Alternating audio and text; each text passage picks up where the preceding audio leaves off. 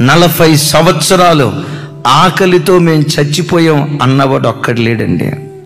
నీళ్లు దొరక్క మేము అల్లాడిపోయాం అన్నవాడు ఒక్కడు లేడండి.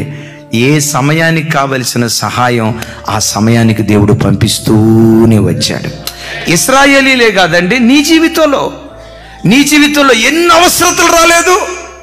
ప్రభా, పిల్లల ఫీజు కట్టేది ఎట్టా, ఈ నెల ఇంటి అద్దె కట్టేది ఎట్టా, ఇదిగో పలానా అవసరం తీర్చబడేది ఎట్టా, గడగడగడగడలాడినటువంటి అనుభవాలు ఎన్నో ఉన్నాయి. కానీ విచిత్రం ఏంటో తెలుసా, సరిగ్గా ఆ సమయం వచ్చేసరికి ఆశ్చర్యకరమైన సహాయాన్ని దేవుడు పంపించాడు.